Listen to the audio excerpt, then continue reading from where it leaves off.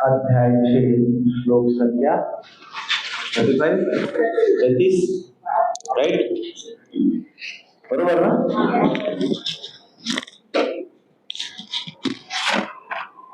श्री भगवान उवाच असंशयं महाबाहो मनो दुर्निग्रहं चलम्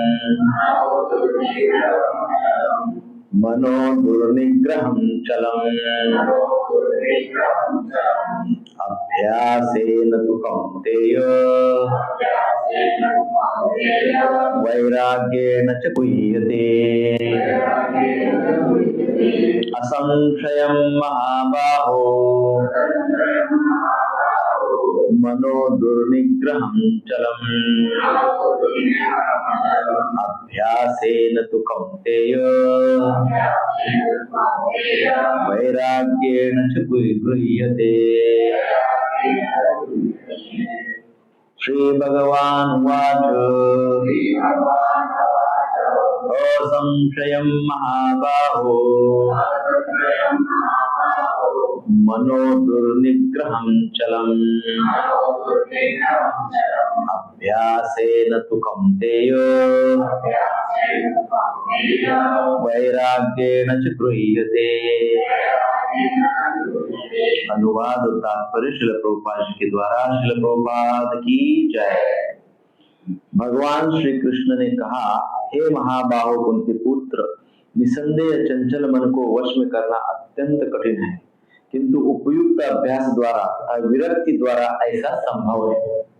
तात्पर्य श्रील प्रभुपाद जी के द्वारा। श्रील प्रभुपाद की जय।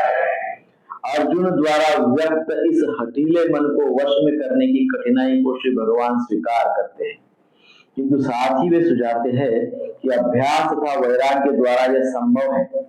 यह अभ्यास क्या है?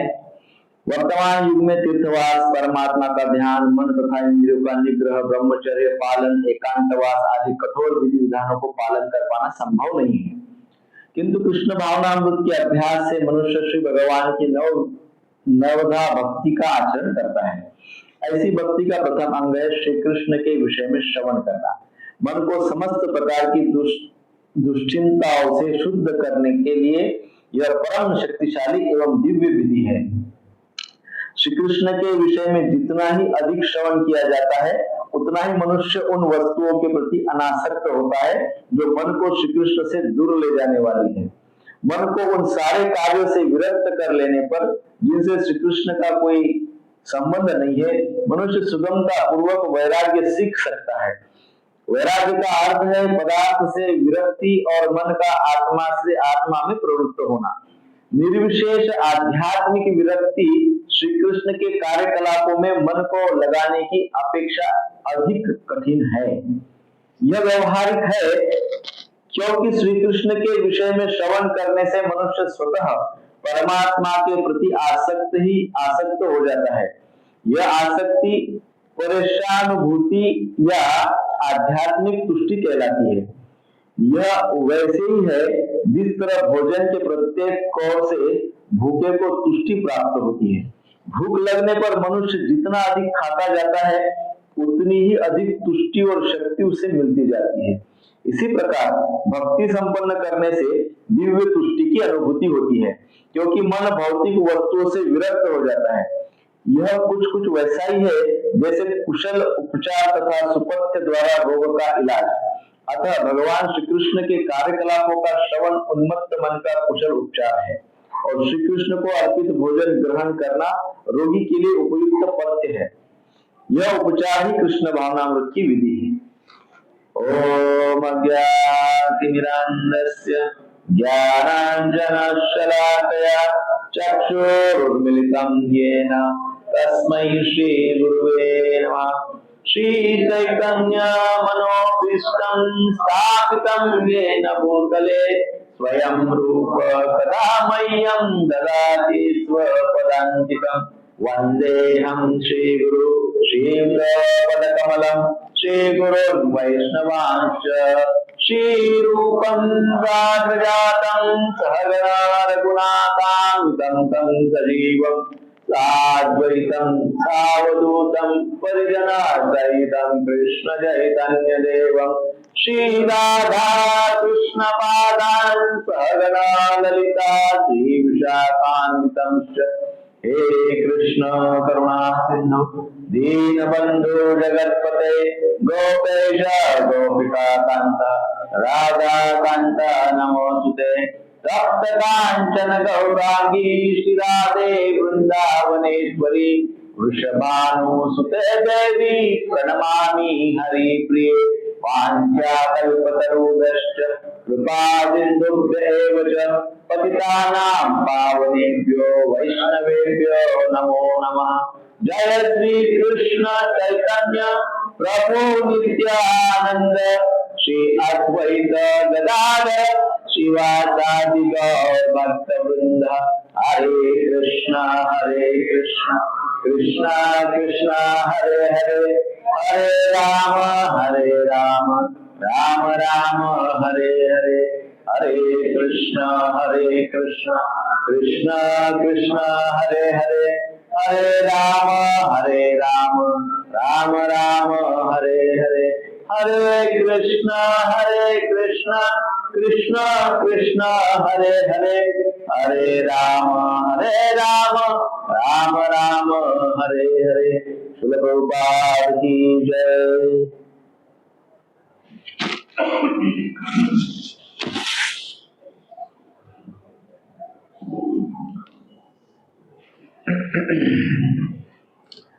भगवान श्री कृष्ण ने कहा, हे महाबाहो कुंती पुत्र, निसंदेह चंचल मन को वश में करना अत्यंत कठिन है, किंतु उपयुक्त अभ्यास द्वारा तथा विरक्ति द्वारा ऐसा संभव है ना। भगवान ने इतने समय से जो प्रश्न चल रहे थे उन सबका उत्तर इस श्लोक में दिया है। विशेषकर पिछले 2 श्लोकों में हमने देखा, अर्जुन कह रहे मनस चंचल है कृष्ण, भाई कृष्ण मन बहुत चंचल है, प्रमाति बलवत दृढ़, बहुत ही आवेग उत्पन्न करता है, बड़ा बलिष्ठ है ना। इस प्रकार की मन की बातें अर्जुन ने कही थी। अर्जुन के मन की बातें यानी हमारे मन की बातें है ना। वो बातें तो क्या है, वो सारी समस्या ही है ना। मन की सारी समस्याएं अर्जुन ने अभी तक चर्चा की है, सारी समस्याओं की समस्या की चर्चा हुई है। तो भगवान उन सारी समस्याओं का इस श्लोक में अब उत्तर देते हैं। तो पिछले श्लोक में हम देखे तो पिछले श्लोक में 34 में जो चंचलता, दृढ़ता, हठीलापन, ये सारे अर्जुन की समस्याओं को केवल 2 शब्दों में कृष्ण ने उत्तर दे दिया है इस श्लोक। कृष्ण क्या कहते हैं? कृष्ण कहते हैं कि भाई ये जो आपने समस्या बताई है, I agree with that. Krishna क्या कह रहे हैं? बिल्कुल अर्जुन आप एकदम सही कह रहे हो। अर्जुन ने कहा मन ऐसा है, आप तो बोल रहे हैं, आपने बोला कृष्ण एक जगह पे आसन लगाओ, आसन भी हरिण के उसका होना चाहिए, शांति से बैठो, आसन ऊंचा होना चाहिए, ध्यान लगाओ, अपने भ्रुकुटी के बीच में ध्यान केंद्रित करो, नासिका के टिप पे ध्यान केंद्रित करो, मन को केंद्रित करो, मन को संभालो। ये सब कुछ आपने एक कृष्ण आपने बताया, सब कुछ बताया, परंतु सब कैसा है? 4 अध्याय तक भी जो भी कुछ बताया गया, फिर उसके बाद भी जो भी कुछ बताया बहुत डिफिकल्ट है।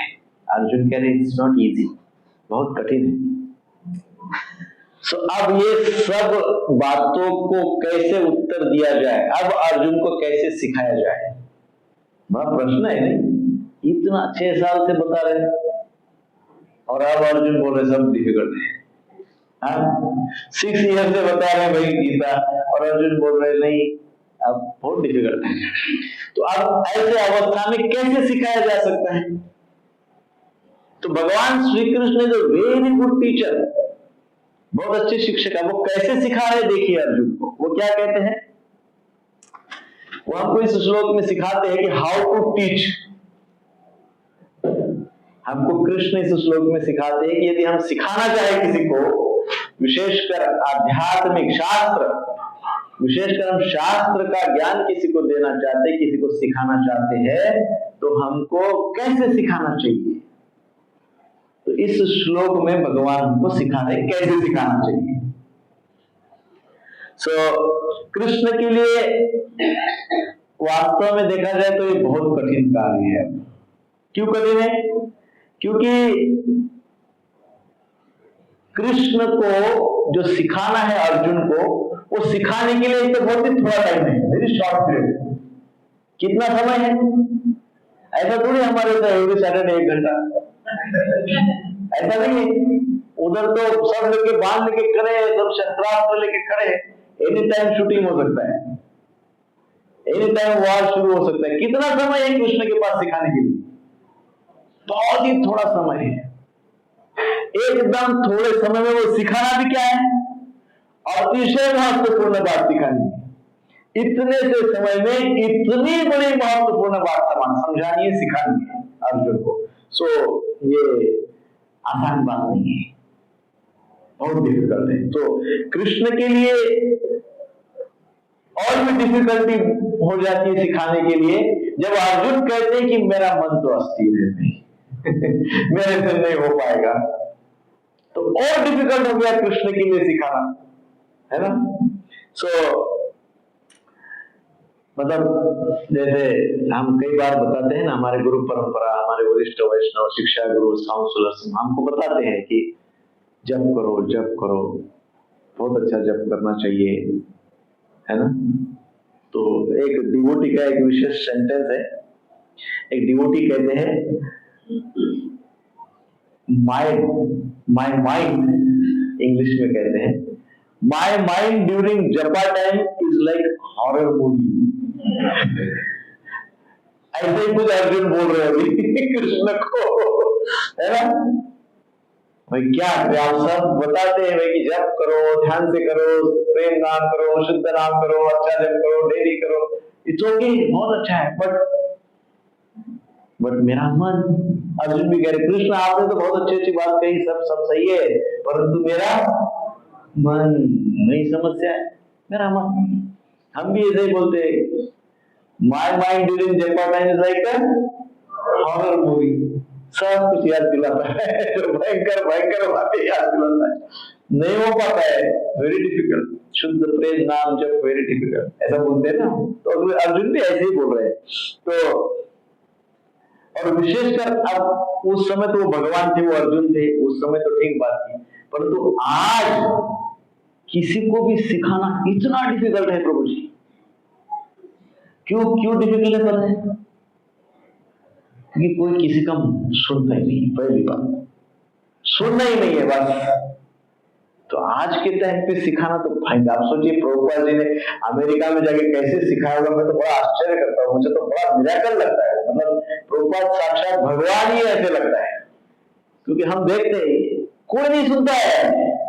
आप कितना भी बड़ी महत्वपूर्ण बात बताने का प्रयास करो, कोई सुनने की तैयार, आपको ना ही बताएंगे वो आपको नहीं बताएंगे, सुनेंगे नहीं। So this is very very difficult, कठिन है, बहुत कठिन है। आप में से मैं एक प्रश्न पूछूंगा यदि कि आप में से कितने लोगों ने किसी को कुछ सिखाने का प्रयत्न किया है? मुझे लगता है लगभग सभी ने वो प्रयत्न किया होगा। सो यदि आपने सिखाने का प्रयत्न किया होगा तो कितने लोगों ने पहली बात तो सुना होगा? जरा इमेजिन करिए। और ठीक है, सुन लिया है, कितने लोगों को समझ गया होगा जो आपने बोला? जिस भाव में आप समझाना चाहते उसी भाव में, दूसरे भाव में नहीं। कितने लोगों को समझ गया होगा? तो अच्छा, कुछ लोगों को समझ भी गया होगा, कितने लोगों ने उसको अप्लाई किया होगा आचरण में लाया? Next to impossible. अपने परिवार में ही नहीं सुनते तो कई वक्त बोलते अपने परिवार में नहीं सुनते तो बाहर क्या पता है ना। It's very difficult. सो अब आप सोचो कि कृष्ण को क्या करना है। इस श्लोक में। सो इसलिए हमारे जो शास्त्र है, हमारे जितने भी वैदिक शास्त्र है, वो सारे शास्त्रों में सिखाने के टेक्निक्स बताए हैं। परम पूज्य एस.बी. केशव महाराज के प्रवचन से मैंने कुछ बातें इसमें समझी है। उन्होंने बताया कि कैसे शास्त्र, हमारे शास्त्र में कैसे टेक्निक समझाए हुए हैं टीचिंग के। हाउ टू टीच, क्या हाउ टू टीच, उसके टेक्निक हमारे शास्त्र। इसे क्यों बताया? क्योंकि हमारे शास्त्र को पता है ना, कोई किसी का सुनेगा नहीं, तो इसलिए टेक्निक अप्लाई कर। There are so many techniques. So पहला टेक्निक है teach by experience. Teach by experience, अनुभव से सिखाओ। जब भगवान श्री कृष्ण उद्धव को सिखाना चाहते थे, क्या सिखाना चाहते थे उद्धव को? कैसे व्रज प्रेम, व्रज भक्ति ज्ञान से श्रेष्ठ है। ज्ञान से व्रज भक्ति कैसी श्रेष्ठ है, ये जब भगवान श्री कृष्ण किसको सिखाना चाहते थे? उद्धव को। किसको? उद्धव को। तो उन्होंने क्या कहा?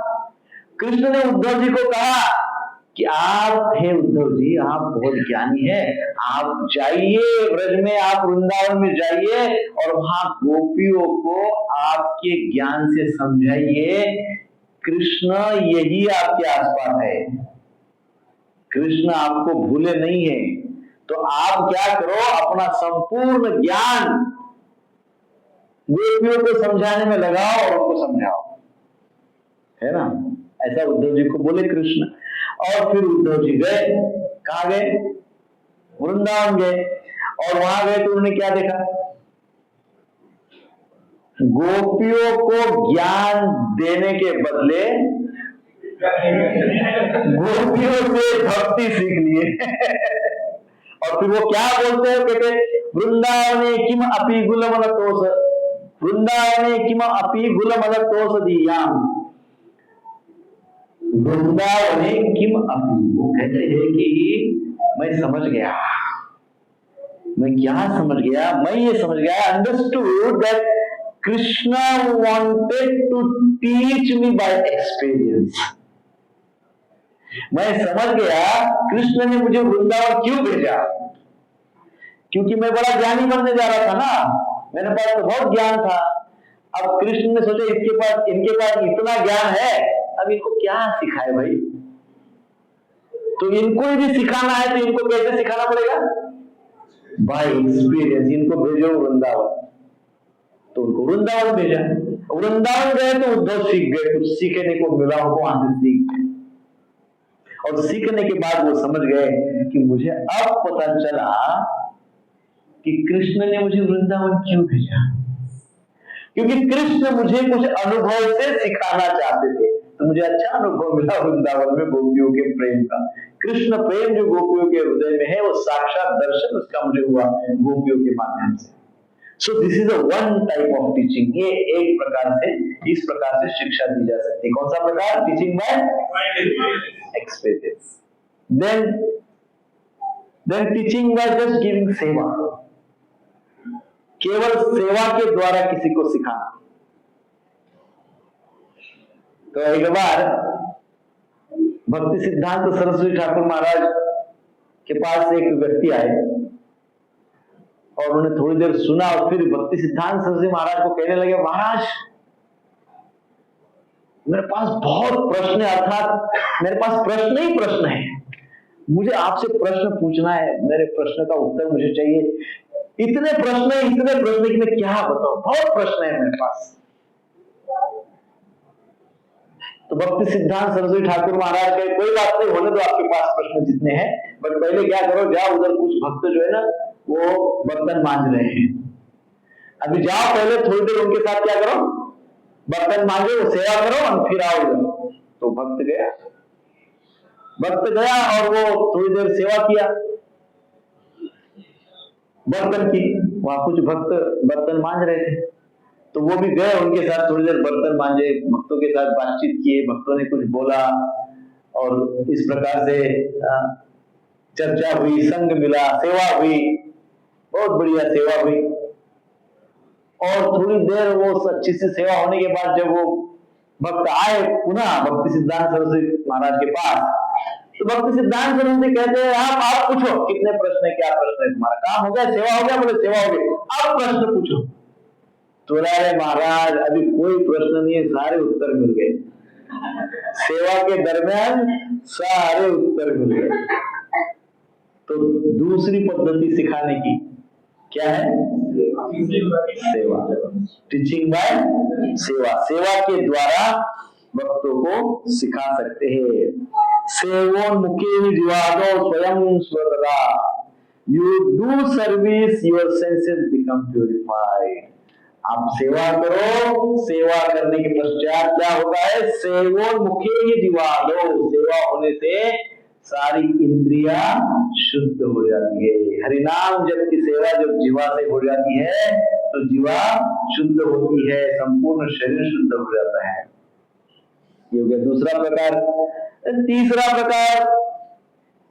तीसरा प्रकार है टीचिंग बाय प्यूरिटी, पवित्रता और शुद्धता के माध्यम से सिखाना।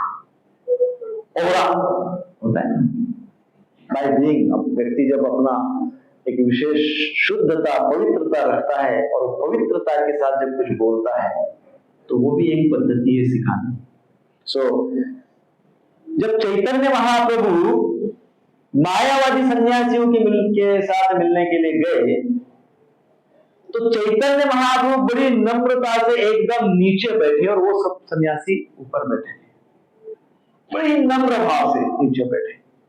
और मायावाद अर्थात ब्रह्म, वो ब्रह्म को मानते, ब्रह्म ज्योति को मानते, तेज को मानते। उनका भगवान कौन है? तेज। भगवान कौन है उनका? तेज ही उनका भगवान है। और चैतन्य महाप्रभु जब उनके सामने नीचे बैठे तो चैतन्य महाप्रभु का जो तेज है वो साक्षात ब्रह्म है। जिनको मायावादी भगवान मानते हैं ब्रह्म को, साक्षात ब्रह्म चैतन्य महाप्रभु है। तो उनका जो चित्त, जो ओरा है, जो प्यूरिटी, जो तेज है, वो तेज से वो सारे मायावादी सन्यासी इतने प्रभावित हुए कि वो चैतन्य महाप्रभु की नम्रता देखे, चैतन्य महाप्रभु का तेज देखे और वो तेज से और चैतन्य महाप्रभु के नम्र भाव से उनके हृदय में परिवर्तन हो गया। क्या हो गया? हृदय में परिवर्तन हो गया। कभी कभी नहीं, ज्यादातर हम अपनी पवित्रता से, हम अपनी शुद्धता से भी दूसरों को सिखा सकते हैं, है ना। हम यदि अपने आचरण को शुद्ध रखे, पवित्र आचरण रखे, तो हमारे पवित्र आचरण होने के कारण हमारे शब्दों में शक्ति आती है। हमारे शब्द उस व्यक्ति के हृदय तक, अंतःकरण, अंत तक वो शब्द पहुंचते हैं जब शुद्धता के साथ बोले जाते हैं। शुद्ध मन से, शुद्ध भाव से, शुद्ध चेतना से, शुद्ध आचरण से जब कोई बात बताई जाती है तो वो हृदय तक पहुंच जाती है। कहां तक पहुंचती है? हृदय तक पहुंच जाती है और फिर परिवर्तन हो जाता है। और यदि हमारे पास शुद्धता नहीं होगी, हमारे पास पवित्रता नहीं होगी, तो हमारे शब्द लोगों के हृदय तक नहीं पहुंचेंगे, वो कोई नहीं सुनेगा। कई बार इंग्लिश में कहते हैं ना, इंग्लिश में कहते हैं I cannot hear what you are saying, I cannot hear what you are saying because your character is speaking so loud। आप जो बोल रहे हो मैं सुन नहीं पा रहा हूं, क्योंकि आपके आचरण का जो आवाज है ना वो इतना बड़ा है, आपके आचरण का आवाज, कि आपके बोलने का आवाज उसके सामने फीका पड़ जाता है। आवाज बड़ा किसका आता है? जो अंतःकरण तक जाता है। आचरण से आता है, वाणी से, जीवा से नहीं, है ना। सो ये एक प्रकार का teaching by aura, teaching by purity, teaching by आचरण, शुद्ध आचरण। देन नेक्स्ट टाइप का टीचिंग है teach by sending to someone who can tell them. It means हम किसी को, जिसको सिखाना चाहते हैं उसको किसी के पास भेज कर सिखाना। हम किसी को सिखाना चाहते हैं तो उसको क्या कर सकते हैं, हम किसी के पास भेजकर सिखा सकते हैं। उदाहरण क्या है, विदुर जी और उद्धव जी।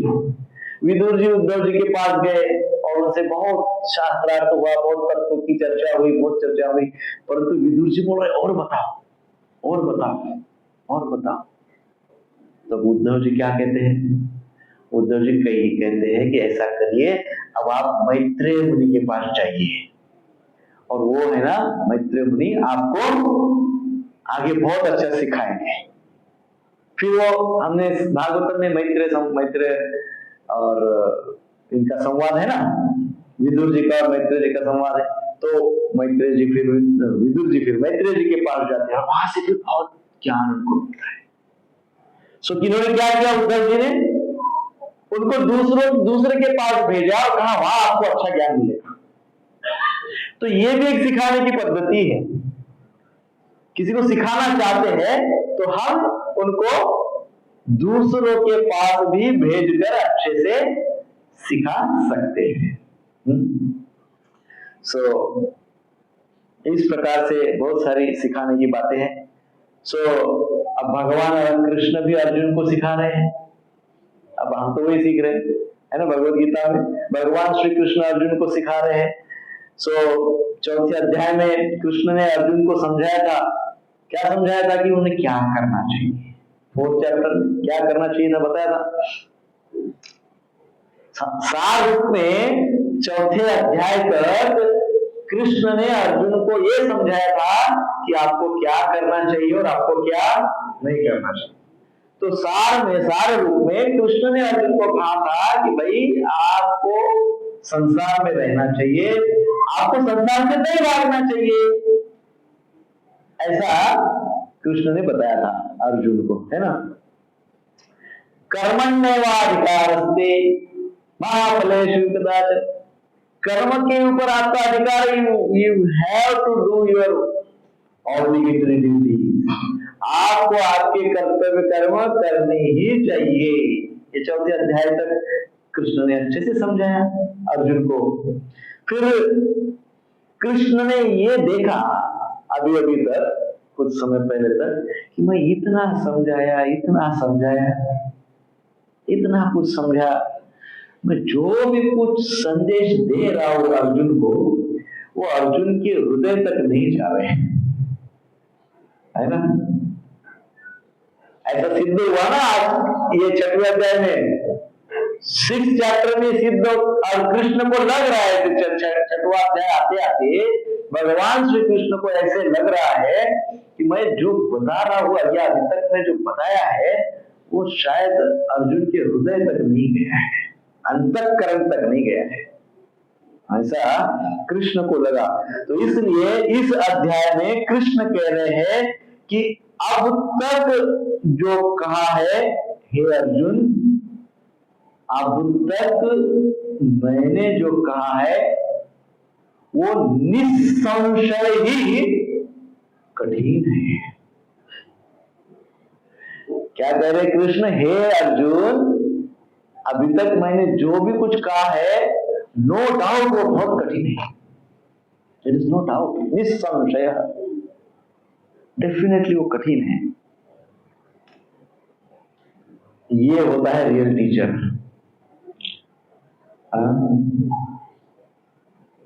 नहीं तो हम लोग बोलते हैं I reject your opinion, I beg pardon, क्या क्या कहते हैं इंग्लिश में स्टैंडर्ड भाषा में, और रिजेक्ट कर देते हैं। बोलते हैं I am sorry, I don't accept what you say. माफ करना, आप जो बोल रहे हो उससे मैं सहमत नहीं हूं, I don't agree with you, I am sorry. Krishna ने क्या कहा, पहली पंक्ति, इस श्लोक की पहली पंक्ति। कृष्ण अब कौन से स्टाइल से सिखा रहे हैं देखो। कृष्ण पहली पंक्ति, असंशयम महाबाहु, अपने विद्यार्थी को, अपने स्टूडेंट को कह रहे हैं महाबाहु, अरे आप तो महान बलशाली हो, महान बल वाले हो आप, कितना बल है आपके पास, और आप जो बोल रहे हो ना सही बोल रहे हो, सही बोल रहे हो, आई एक्सेप्ट, आई एग्री। बहुत डिफिकल्ट है। जो सही वास्तव में शिक्षक होता है, सिखाना चाहता है, परिवर्तन लाना चाहता है अपने विद्यार्थी में, वो इस प्रकार से सिखाते हैं। This is the way. So this is new technique. ये सिखाने का नया टेक्निक कृष्ण ने इस श्लोक में बताया है ना। भगवान इतना बोल के अगले पंक्ति में क्या कहते हैं, अगले पंक्ति में कहते हैं अभ्यासेन, क्या कहते हैं, अभ्यासेन तु कौन्तेय वैराग्येन च गृह्यते। वो बोल रहे निश्चित ही है अर्जुन, तुम जो बोल रहे हो एग्री, पूरी तरह से सहमत हो, निश्चय ही वो बहुत कठिन है, परंतु अब अपनी भी बात रख रहे हैं, अब अपनी भी बात रख रहे हैं, क्या बोल रहे हैं, परंतु वैराग्येन, वैराग्य और बोल रहे हैं वैराग्य, सॉरी अभ्यासेन तु कौन्तेय वैराग्येन च गृह्यते, अभ्यास के द्वारा और वैराग्य के द्वारा ये संभव है ना। आप बोल रहे हो सही बात बोल रहे हैं, परंतु वैराग्य और अभ्यास, इन दोनों बातों से वो संभव है। आप कल्पना कर सकते कितने कृष्ण कितने स्मार्ट हैं। वो अभी तक बोले सारे के सारी बातें गलत है, सॉरी सारी की सारी बातें असंभव है, अर्जुन बोले, और बोले ठीक है बराबर है, हाँ सही बात है, आप सब गलत है, लेकिन पुनः एक नई बात बता दी पुनः कुछ बता दिया, पुनः बोलते हैं क्या, संभव भी है, अभ्यासेन तु कौन्तेय वैराग्येन, वैराग्य और अभ्यास से संभव है। सो वेदाहं समतितानि वर्तमानानि च अर्जुन भविष्यानि च भूतानि मां तु वेद न कश्चन। 7.6 सॉरी 26 7.26। अर्जुन, कृष्ण कितने स्मार्ट हैं, कितने जीनियस है, कितने टेक्निक्स, कितने इंटेलिजेंट, कितने जीनियस, कितना डीप डीप डीप ज्ञान, विज्ञान, wisdom, very smart, very genius. आगे क्या कहते हैं, वेदाहं समतितानि, वो कहते हैं हे अर्जुन, मैं तो कुछ भूतकाल, मैं जो कुछ भूतकाल में घटित हो चुका है, वर्तमान में हो रहा है, जो आगे होने वाला है, वो सब कुछ जानता। आगे बोलेंगे भूत में जो हुआ, वर्तमान में जो हो रहा है, आगे जो होगा, मैं वो सब कुछ जानता हूँ। वेदाहं समतितानि वर्तमानानि च अर्जुन, मैं सब जानता हूँ। भविष्यानि च भूतानि, भविष्य भी जानता हूँ, भूत भी जानता हूँ। मां तु वेद न कश्चन, और मैं सब कुछ जानता हूँ, मैं समस्त जीवों को जानता हूँ, चींटी से लेके तो ब्रह्मदेव तक जितने जीव है, सारे जीवों को मैं जानता हूँ। फिर क्या कहते आखिरी, माम तू वेद न कश्चन, माम तू वेद न कश्चन, परंतु मुझे कोई नहीं जानता है नहीं। कृष्ण इसीलिए तो कहते हैं कि कृष्ण तत्व इज सुप्रीम तत्व, हाईएस्ट तत्व। मैं सबको जान, मुझे कोई नहीं जान लेता है, ऐसे कृष्ण कह रहे हैं। तो यहाँ हमको ये समझ में आता है इस श्लोक में कितना स्मार्टली कृष्ण एक्सेप्ट भी कर रहे हैं, रिजेक्ट भी कर रहे हैं, और ज्ञान भी दे रहे हैं, और टेक्निक भी बता रहे हैं। एक्सेप्टेंस भी है, रिजेक्शन भी है। अर्जुन की बात को स्वीकार भी किया और रिजेक्ट भी कर दिया और सोल्यूशन भी बता दिया, है कि नहीं?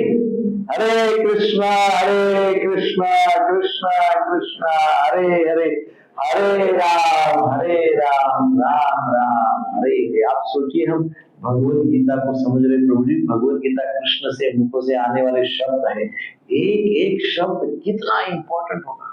हम भगवत गीता को केवल फिलोसॉफी ऐसा समझते हैं, तत्व ज्ञान के स्तर पर समझते हैं, परंतु भगवत गीता फिलोसॉफी तो है ही है, पर हमको साइकोलॉजी भी समझनी चाहिए। फिलोसॉफी के साथ साथ हमको अर्जुन की साइकोलॉजी भी समझनी चाहिए। Philosophy plus psychology. क्यों साइकोलॉजी? क्योंकि वो हमारे जीवन से डायरेक्टली कनेक्टेड है। सो अब यदि हम ये समझे कि भगवत गीता हमको क्या क्या सिखाती है, भगवत गीता इज आवर टीचर ना, है कि नहीं? भगवत गीता को सिखा रही कि नहीं सिखा रही हमको? बहुत कुछ सिखा रही है। अब भगवत गीता हमको क्या क्या सिखा रही है? भगवत गीता हमको सिखाती है, जैसा कि मैंने डे 1 कहा था, रिलेशनशिप। भगवत गीता है संबंध ज्ञान। तो भगवत गीता से हमको क्या सीखने को मिलता है? रिलेशनशिप, संबंध ज्ञान। दूसरा, भगवत गीता युक्ताहार विहार लाइफस्टाइल। भगवत गीता हम क्या सिखाती है? Lifestyle, relationship, lifestyle.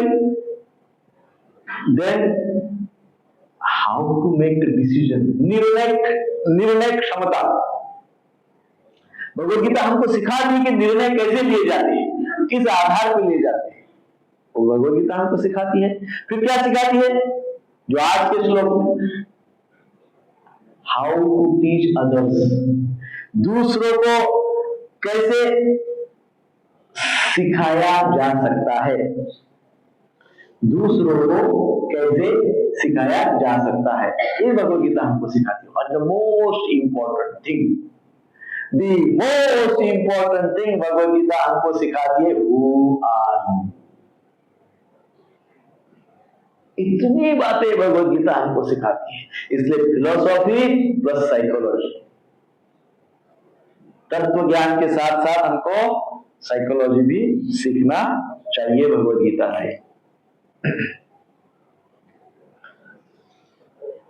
अब इस श्लोक में जो अर्जुन अभी तक कहते आए हैं कि भाई सबसे प्रॉब्लम मेरा मन है ना, मन बड़ी समस्या है। उस वक्त अर्जुन का भी प्रॉब्लम मन ही था, उस समय बहुत बड़ा प्रॉब्लम, और आज वर्तमान में तो सारे संसार का सबसे बड़ा प्रॉब्लम है। सारे संसार का, तो अर्जुन को उस वक्त पता था कि आगे जाके सारे संसार का ये प्रॉब्लम सबसे बड़ा प्रॉब्लम होने वाला है, इसलिए अर्जुन ने उस समय मन की अपनी बातें बता दी। आज हमारा मन सबसे परेशान है, एंजाइटी एंड डिप्रेशन, आवेग में, और क्या कहते हैं न्यूनगंड, जहां जिसको कहते हैं कि व्यक्ति डिप्रेशन में चला गया, फ्रस्ट्रेशन में चला गया, टेंशन में चला गया। ये दो बीमारियों की जितनी दवाइयां आज संसार में बन रही है ना, उतनी दवाइयां किसी दूसरे कोई बीमारी की नहीं बन रही है। मतलब इतने लोग बीमार हैं ये रोगों से। कौन से दो रोग? एंजाइटी और डिप्रेशन। और कौन जिम्मेदार है इसकी? Very bad.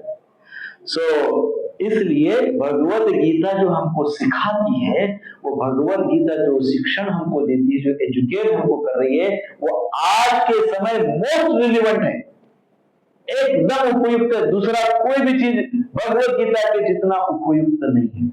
भगवत गीता और हमारे शास्त्र, भगवत गीता तो सारे शास्त्र का सार है ना? Bhagavad Gita is most applicable science. Avanti ब्राह्मण की प्रसंग आता है श्रीमद् भागवतम में। वो अवंती ब्राह्मण अपने और देख के अपने को पूछते हैं, वो कहते हैं, मैं मेरे जीवन को देखकर सोचता हूं, क्या सोचता हूं? मैं सोचता हूं कि मैं क्यों दुख झेल रहा हूं। कभी कभी हम भी सोचते हैं ना, मैं क्यों दुख झेल रहा हूं, व्हाट इज द रीजन? हम सोचते हैं कभी कभी क्या कारण है, क्या कारण है, इतना दुखी क्यों, मेरे को क्यों दुख आ रहे हैं भाई।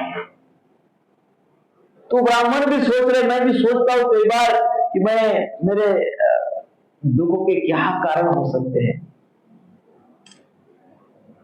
मुझे लगता था कि ये दूसरे लोग मेरे साथ पॉलिटिक्स करते हैं और ये दूसरे लोगों के कारण मैं दुखी हो जाता हूं। किसके कारण? दूसरे लोगों के कारण मैं दुखी हो जाता हूं, ऐसा मुझे लगता था। परंतु मुझे पता चल गया कि मैं गलत था। दूसरे लोगों के कारण मैं दुखी नहीं था। पुनः फिर मैंने सोचा कि फिर क्या कारण हो सकता है, दूसरे लोग भी मेरे दुख का कारण नहीं होते, तो फिर क्या कारण हो सकता है मेरे दुख का। तो फिर वो सोच के फिर उसको लगा, वो ब्राह्मण को लगा कि ये जो देवी देवताओं का ऋण होता है, ये देवी देवताओं के कारण मुझे दुख आ रहा होगा। किसी देवी देवताओं का ऋण मैंने नहीं चुकाया होगा, वो देवी देवता मेरे पीछे पड़ गया होगा। तो मुझे ऐसे लगा कि देवी देवता के कारण मुझे दुख मिल रहे हैं, मेरे ऊपर दुख आ रहे हैं। पर मैंने जब बड़े ध्यान से गौर किया तो पता चला नहीं, मैं उसमें मैं गलत था। देवी देवता भी कारण नहीं थे मेरे दुख के। फिर पुनः मैंने सोचा कि क्या हो सकता है, तो मुझे लगा कि हो सकता है ग्रह दशा, मेरे ग्रहों खराब, ग्रहमान खराब होगा। क्या कहते हैं? एस्ट्रोलॉजी क्या कहते हैं? ज्योतिष, क्या? हाँ, ज्योतिष के अनुसार मेरा राहु गड़बड़ होगा, केतु गड़बड़ होगा, अमुक तमुक सब गड़बड़ होगी। मेरा क्या होगा, मेरी ग्रह दशा मुझे दुख दे रही है, ऐसा मैंने सोचा। परंतु कुछ समय बाद वो भी ऐसे लगा कि उसमें भी मैं गलत था, उनके कारण भी मुझे दुख नहीं आ रहा था। वो तो बेचारे करोड़ों किलोमीटर दूर बैठे मेरे से, उनको क्या मेरे से क्या इतना ये हुआ कि जो मुझे दुख देंगे। तो मुझे लगा वो भी दुखी नहीं है और वो भी दुख देने वाले नहीं है।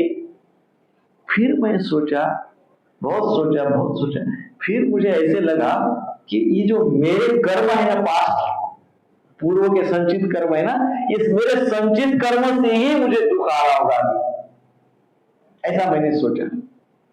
पर पुनः वो स्वयं को कहता है नहीं, मैंने फिर बहुत डीप थिंकिंग किया और फिर मुझे लगा कि नहीं, मुझे जो दुख आ रहे हैं वो मेरे कर्म के भी कारण नहीं आ रहे, उसके कारण भी मुझे दुख नहीं आ रहे। फिर हो सकता है, फिर मुझे लगा कि भाई काल होगा, काल के प्रभाव से भी व्यक्ति को दुख आ जाते हैं। तो मैंने सोचा था मेरा टाइम ही खराब चल रहा होगा, बोलते ना हम लोग टाइम ही खराब चल रहा है। तो मैंने सोचा मेरा टाइम ही खराब चल रहा होगा, काल के कारण में दुखी हो गया होगा, दुख मुझे आ रहे होंगे। परंतु वो भी गलत था, उसमें भी मैं गलत था। अब मुझे पता चला क्या कारण है। क्या कारण है? तो बोलते मनम परम कारणम आमनंती संसार चक्रम परिवर्तयेद्यात्। वो कहते हैं मुझे अब पता चला है कि मेरे सारे के सारे जो दुख आ रहे, मेरे दुख का कारण मेरा ही मन है। कौन है? मेरा ही मन है, ना दूसरे लोग हैं, ना देवी देवता है, ना ग्रह तारे हैं, ना कर्म है, ना काल है। कौन है? मेरा मन ही है। मेरा ही मन है मूलतः जो मुझे दुख में दुखी कर देता है। अब इस श्लोक में हम देखेंगे, और अर्जुन कह रहे हैं, अभी तक कह रहे थे और इस श्लोक में कह रहे हैं कि इसके पूर्व के श्लोक में कह रहे हैं कि ये मन ही मुझे दुख देता है। ऐसे भागवतम में हमको समझ में आया, और भगवत गीता में अर्जुन तो लेकिन कह रहे हैं कि भाई मन का तो मेरे पास कोई उपाय नहीं है। और अर्जुन कौन है? महाबाहो। अर्जुन कौन है? महाबाहो, एकदम बलवान है। और वही कह रहे हैं कि मन का तो मेरे पास कोई उपाय नहीं। सो इस श्लोक में अब कृष्ण सिखाना चाहते हैं हमको अर्जुन के माध्यम से। सो कृष्ण बता रहे हैं कि मन को कंट्रोल करो। कैसे? तो बता रहे अभ्यास और वैराग्य। अभ्यास और वैराग्य के द्वारा मन नियंत्रित हो सकता है। सो अभ्यास अर्थात क्या? अभ्यास अर्थात एंगेज योरसेल्फ पॉजिटिवली, सकारात्मकता के साथ कार्य में लगे रहना। सकारात्मक रहे, अपने कर्मों में सकारात्मक रहे, उसको कहते हैं अभ्यास। सो एंगेज पॉजिटिवली, अपने अभ्यास में पॉजिटिव रहे, सकारात्मक रहे, इन शॉर्ट। एंड दूसरा है वैराग्य। वैराग्य अर्थात रिस्ट्रिक्ट योर एक्टिविटीज। हमारी जो एक्टिविटीज है, जो अस्ताव्यस्त चलती रहती है, उसको रिस्ट्रिक्ट करना चाहिए, उसको मर्यादित करना चाहिए। तो भगवान कहते हैं इन दो बातों से अपना कार्य हो सकता है, हम मन को नियंत्रित कर सकते हैं। कौन सी दो बातें? सकारात्मक अभ्यास, अभ्यास और वैराग्य। क्या? अभ्यास और वैराग्य। कौन सा अभ्यास? नकारात्मक अभ्यास नहीं, सकारात्मक अभ्यास। सकारात्मक अभ्यास और वैराग्य। रिस्ट्रिक्ट कहां पे? रिस्ट्रिक्शन कहां पे? एक्टिविटीज पे। सारी हम मनुष्य बने, सारी एक्टिविटी हमको नहीं करना है, कुछ नहीं करना है, कुछ करना है। जो नहीं करना है वो नहीं ही करना है, और जो करना है वो करना ही है ना? दैट इज वैराग्य। भगवान ने दो शब्द कहे, अभ्यास और वैराग्य। कोई एक से काम नहीं चलेगा।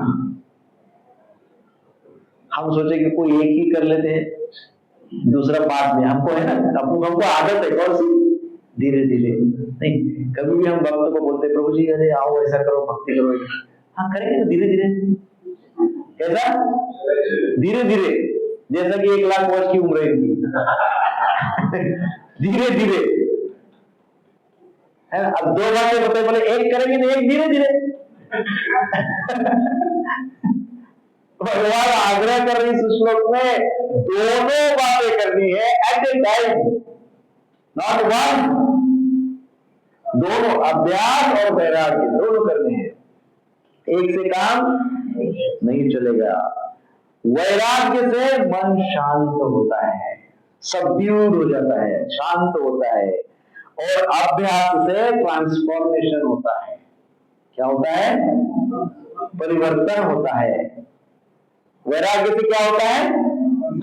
मन शांत होता है। केवल शांत होने से काम चलेगा? अरे मन शांत हो गया, अरे परिवर्तन भी तो होना चाहिए, उसमें अपग्रेडेशन भी तो होना चाहिए। अपग्रेडेशन होना चाहिए कि नहीं होना चाहिए? केवल भी शांत होना चाहिए। तो इसलिए अभ्यास से अपग्रेडेशन होता है, परिवर्तन होता है, और वैराग्य से मन शांत होता है। अब मन को बिना शांत किए हुए अपग्रेडेशन नहीं हो सकता है। हो सकता है? परिवर्तन हो सकता है? मन को शांत, मन अशांत है और आप बोले हमारा तो अपग्रेडेशन कैसे होगा? मन अशांत है और आप लोग 25 माला जप कर रहे हैं।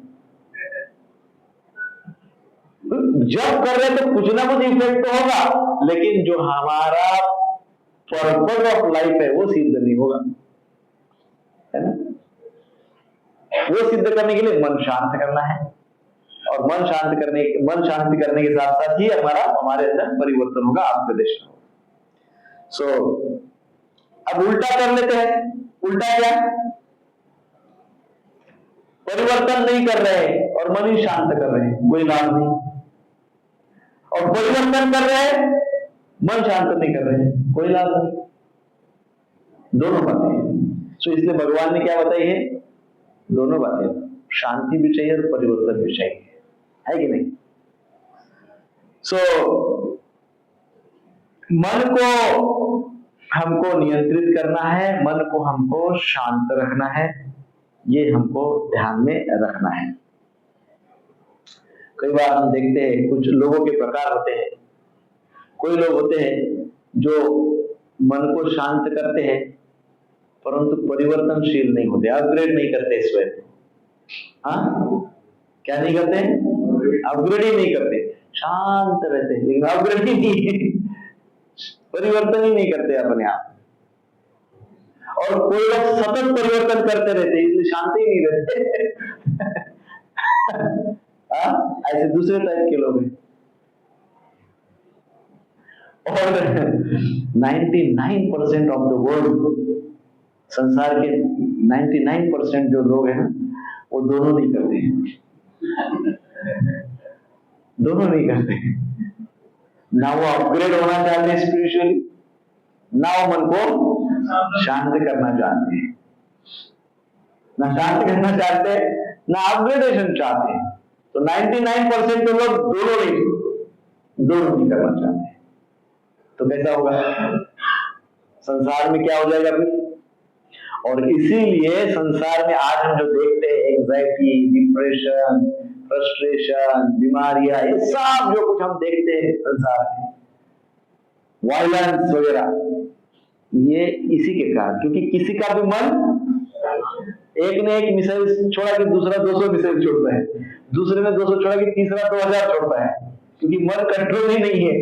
शांति कहाँ है मन में?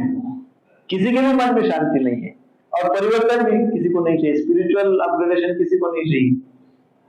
तो प्रॉब्लम सॉल्यूशन कहाँ मिलेगा? समस्याओं का सॉल्यूशन कहाँ मिलेगा? नहीं मिलेगा। सो इसलिए यदि अभ्यास हम ठीक से नहीं करेंगे, अभ्यास के लिए प्रॉपर सिचुएशन चाहिए, है ना। कोई अभ्यास हम करते हैं तो अभ्यास के लिए हमको क्या चाहिए? एक सिचुएशन चाहिए ना। दैट सिचुएशन मीन्स वैराग्य। यदि हम सही पद्धति से अभ्यास करना चाहते हैं, वो अभ्यास में हम सक्सेस चाहते हैं, यश चाहते हैं, तो हमको क्या चाहिए? उसमें एक सिचुएशन क्रिएट करनी होती है, और वो सिचुएशन अच्छे से क्रिएट करेंगे तभी अभ्यास फलदायी होगा, नहीं तो अब अभ्यास निरर्थक हो जाएगा। क्या हो जाएगा? निरर्थक हो जाएगा। नो यूज ऑफ अभ्यास। सो हम कई बार, चैतन्य चरितामृत में एक श्लोक है, बहु जन्म करी यदि श्रवण कीर्तन, कबू दान पाए कृष्ण पदे प्रमदन, कबू दान पाए कृष्ण पदे प्रेमदन। वो कहते हैं आप जन्म जन्मांतर तक श्रवण और कीर्तन कर सकते हैं, जन्म जन्मांतर तक कीर्तन करते रहेंगे। क्या? बहु जन्म करी यदि श्रवण कीर्तन, बहु जन्म, अनेकों जन्म जन्मांतर तक, परंतु कबू दान पाए कृष्ण पदे प्रेमधन, कृष्ण के चरण में प्रेम कब प्राप्त होगा ये नहीं बता सकते। अर्थात you may not reach to your goal. जन्म जन्मांतर तक कीर्तन श्रवण कर रहे, परंतु फिर भी हम हमारे गंतव्य स्थान तक नहीं पहुंच सकते। ऐसा हो सकता है। क्यों ऐसा हो सकता है? क्योंकि अभ्यास में वैराग्य नहीं है। अभ्यास करते वक्त तो वैराग्य नहीं है कि नहीं? वैराग्य बहुत आवश्यक है, बहुत आवश्यक है। सो अब हम इतनी देर से वैराग्य कह रहे हैं, तो वैराग्य का क्या अर्थ है? सो वैराग्य का डिटैचमेंट। क्या? डिटैचमेंट अर्थात attachment. Attachment to Krishna. Attachment to Krishna means detachment to material world. So vairagya ka detachment. So detachment means what? Attachment to Krishna. So Krishna से अटैच हो जाओ, अपने आप डिटैच हो जाओगे, लेकिन अटैच अच्छे से हो जाओगे। So हमारे आचार्य वैराग्य इस शब्द की व्याख्या करते हैं, वैराग्य अर्थात विशेष राग, वैराग्य अर्थात विशेष राग। राग का अर्थ क्या पता है ना आपको? राग अर्थात अटैचमेंट, अनुराग अर्थात भगवान के साथ अटैचमेंट, राग अर्थात अटैचमेंट। तो यहां क्या है? वैराग्य अर्थात विशेष, राग अर्थात स्पेशल अटैचमेंट, विशेष आसक्ति, special attachment. What is that special attachment? Special क्यों हो जाती है वो अटैचमेंट? क्योंकि उसमें कृष्ण आ जाते हैं। उस अटैचमेंट में कौन आ जाते हैं? कृष्ण आ जाते हैं। सो वैराग्य का अर्थ क्या हो गया? Attachment with Krishna, attachment with Krishna, attachment with the Lord. That's what is वैराग्य। सो हमको हमारे स्वार्थ से, हमारे अनर्थों से, इन सब से हमको डिटैच होना पड़ेगा कृष्ण के साथ अटैच होने के लिए। और यदि वैसा होते हैं तो हमको वैराग्य प्राप्त हो गया है। तो फॉर्मूला फॉर दिस श्लोक, वैराग्य प्लस अभ्यास is equal to power of devotee. वैराग्य प्लस अभ्यास is equal to power of devotee. कितना पावर है आपके पास? कैसा पता चलेगा? कितना वैराग्य है और कितना अभ्यास है? कितना वैराग्य है और कितना अभ्यास है? That makes you powerful. So वैराग्य अधिक अभ्यास is equal to power of devotee. So हमने कभी तो देखा है, आपने भी देखा होगा कि जो सिद्धि प्राप्त किए हुए लोग होते हैं ना, है ना, सिद्धि जिनको प्राप्त होती है ना, सिद्धियां, अनिमा लगिमा वगैरह वगैरह, जो सिद्धियां जिनको प्राप्त होती है, तो कहते हैं ऐसे कि उनकी सिद्धियां उनकी बालों में होती है। मालूम है ना आपको? उनकी सिद्धि की पावर उनके बालों में। हमने कई बार कथाओं में सुना, ऐसा बाल ऐसा निकला और डाला तो राक्षस उत्पन्न हो गया, है ना, ऐसे हो जाता है। तो सारी सिद्धियां बालों में होती है ना। तो इसलिए प्रभुपाद जी का इंस्ट्रक्शन है इसको में क्या लेकिन सारी सिद्धियां बालों में होती है, लेकिन कालांतर जब समय जाता है तो समय के पश्चात क्या होता है? बाल झड़ जाते हैं, है ना। बाल झड़ जाते तो उसी के साथ तो सारी सिद्धियां भी झड़ जाती है। देयर इज नो यूज, कोई लाभ नहीं है। उनका सारा बल, उनकी सारी शक्ति जो बालों में होती है, वो बाल तो कभी ना कभी तो झड़ जाते हैं, गल जाते हैं, और फिर उनकी शक्तियां कुछ काम की नहीं रहती है। तो आपको जो सिद्धि से उत्पन्न होने वाली, प्राप्त होने वाली शक्ति है, वो लंबे समय तक नहीं रहती। देन दूसरा है ज्ञानी लोग होते हैं, एक तो सिद्धि वाले और दूसरे होते हैं ज्ञानी लोग। ये ज्ञानियों की शक्ति कहाँ होती है? बुद्धि में होती है। ज्ञानियों की पूरी शक्ति कहाँ पे होती है? बुद्धि में होती है। परंतु हम देखते हैं धीरे धीरे जैसे जैसे उम्र बढ़ती है वैसे बुद्धि भी क्षीण होती जाती है ना। बुद्धि शार्प नहीं रहती, क्षीण होती जाती है। फिर वो ज्ञान शक्ति भी क्षीण होते जाती है, दुर्बल होते जाती है। अब योगी के बारे में तो हमने बहुत सुना, अभी है ना, पिछले श्लोक में, उसके पहले के बहुत सारे श्लोकों में किस प्रकार से योगी मन को नियंत्रित करते हैं, माइंड कंट्रोल। तो योगी की शक्ति किसमें होती है? माइंड कंट्रोल में होती है। किसमें होती है? माइंड कंट्रोल में होती है। परंतु ऐसा देखा गया है कि बहुत लंबे समय तक माइंड भी कंट्रोल नहीं रहता है है ना। तो उनकी वो माइंड कंट्रोल वाली शक्ति को बार बार चैलेंज होते रहता है, बार बार चैलेंज होते रहता है, तो वो भी समाप्त होती है। धीरे धीरे माइंड कंट्रोल वाली पावर भी कम होते जाती है। सो सिद्धि, ज्ञानी, योगी, इन सबको भिन्न भिन्न जगह से शक्तियां मिलती है। किसी को मन से मिलती है, किसी को बुद्धि से मिलती है, किसी को सिद्धि से मिलती है, सबको मिलती है। परंतु डिवोटी को कहां से शक्ति मिलती है? डिवोटी को बीड बैग से शक्ति मिलती है। उसके गले में बीड बैग है, अर्थ क्या है? ओम तो शक्ति मिल रही है, फ्लो चालू है, पावर एनर्जी चालू है। चैंटिंग हरिनाम, भगवान के नाम से भक्त को शक्ति मिलती है। श्रील प्रभुपाद जी उनके एक इसमें अमेरिका में जब प्रभुपाद जी गए थे तो उन्होंने एक बंगाली में भजन लिखा था। उसमें प्रभुपाद जी कहते हैं, भक्ति नाही वेदी नाही खूब नाम धरो, भक्ति वेदांत नाम एवं सार्थक करो।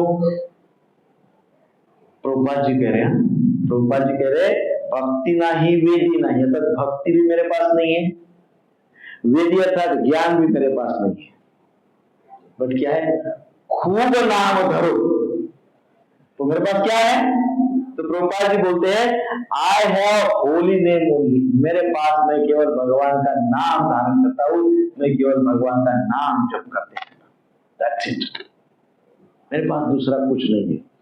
सो यदि ये नाम हम धारण करते हैं, यदि ये नाम हम जप करते हैं, तो हम जब नाम जप करते हैं उस समय अभ्यास और वैराग्य को अप्लाई करके नाम जप करते हैं, तो निश्चित तौर पे मन कंट्रोल हो जाता है।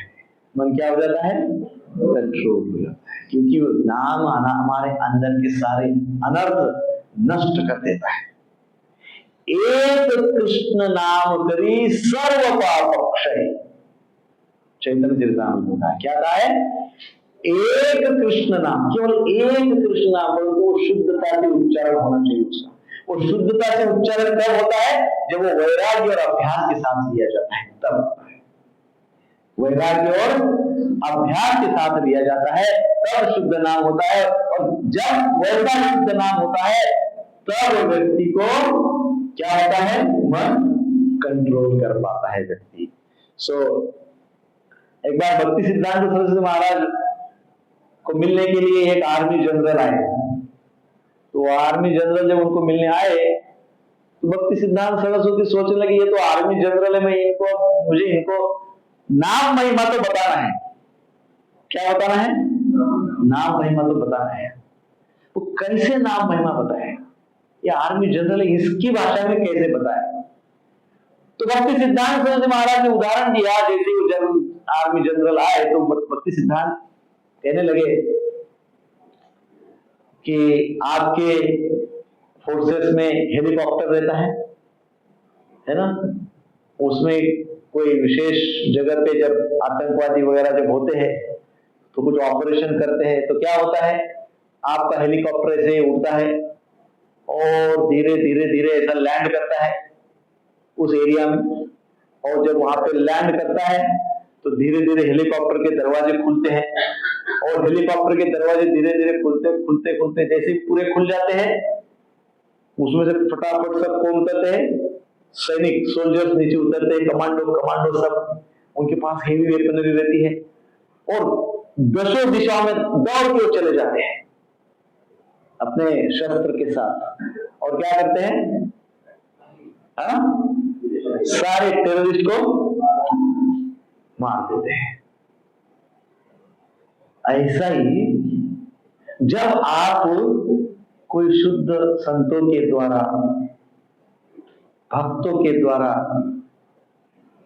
गुरु के द्वारा, कभी कभी ध्यान पूर्वक स्वयं के द्वारा जब हरिनाम का श्रवण करते हैं, क्या करते हैं? हरिनाम का श्रवण करते हैं, तो ये हरिनाम शब्द ब्रह्म जो है वो क्या करता है? वो शब्द ब्रह्म साउंड के माध्यम से अंदर जाता है, अंतःकरण तक, अंदर तक पहुंच जाता है।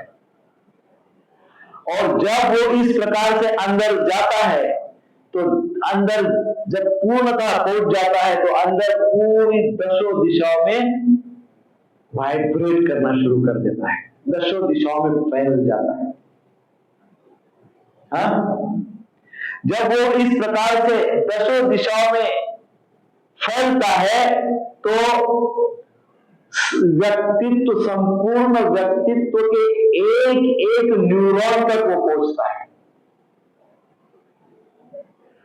पूरी चेतना को व्याप्त करता है और उसमें जितने भी टेररिस्ट भरे हुए हैं, जितने भी टेररिस्ट कौन, काम, क्रोध, लोभ, मोह, मद, ईर्ष्या, द्वेष, भय, ये सब जो अंदर भरे पड़े हुए हैं, उन सबको क्या करता है वो, जैसे आर्मी का ऑपरेशन होता है ना, वैसे वो हरिनाम का ऑपरेशन है। ऐसे भक्त सिद्धांत सरस्वती महाराज वो आर्मी जनरल को समझाए, और जब इस प्रकार से सारी चेतना शुद्ध हो जाती है, तब हम कृष्ण नाम से अटैच हो जाते हैं। किससे अटैच हो जाते हैं? और जब हम कृष्ण नाम से अटैच हो जाते हैं, तब हम कहीं से तो डिटैच हो जाते हैं, और जब हम ऐसे डिटैच हो जाते हैं, उसको कहते हैं वैराग्य। उसको क्या कहते हैं? वैराग्य। ऐसा हमको नाम जप करना है। So what is the conclusion?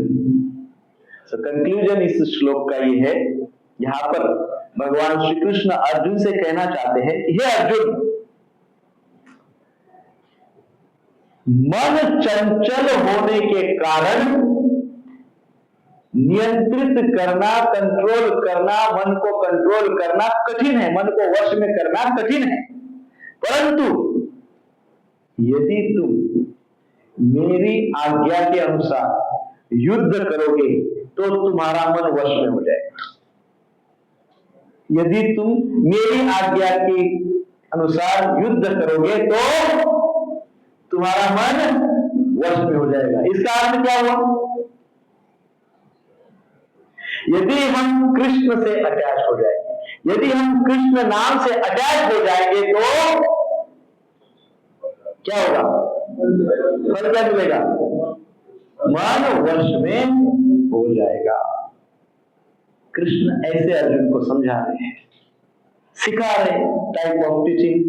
ये कृष्ण ने जो पद्धति निकाली सिखाने की, बहुत उत्तम पद्धति। इसमें पहले तो बोल रहे कि यू आर राइट, और फिर सोल्यूशन भी दे रहे हैं।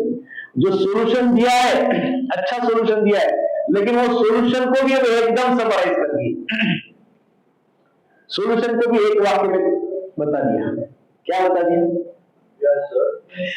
सर्वधर्मान् परित्यज्य मामेकं शरणं व्रज अहं त्वां सर्व पापेभ्यो मोक्षयिष्यामि मा शुच। भगवान कह रहे कि भाई मेरे को तू शरण आ जाएगा ना, तो क्या मन, मेरे से कोई बड़ा है क्या मन? तुम अपने आप मन को वश में कर लोगे। सो हमको हमारे आचार्यगण जो कहते हैं, भगवान जो कहते हैं, उसको फॉलो करना चाहिए। वही अभ्यास है, गुरु परंपरा के उपदेशों का पालन करना और आचरण करना, समझना, सीखना, सुनना, यही अभ्यास है। और सुनते वक्त भगवान से अटैच होकर सुनना ही वैराग्य है। जब करते वक्त अटैच होकर सुनना ही वैराग्य है। ऐसे ही हमारे सांसारिक कार्य करते वक्त भी कृष्ण कॉन्शियस रह के कार्य करना, ये वैराग्य है। तो इस प्रकार से अभ्यास और वैराग्य से मन को वश में कर सकते हैं। हरे कृष्ण कृष्ण कृष्ण हरे हरे, हरे राम राम राम हरे हरे। श्रील प्रभुपाद की जय। सो कोई प्रश्न है?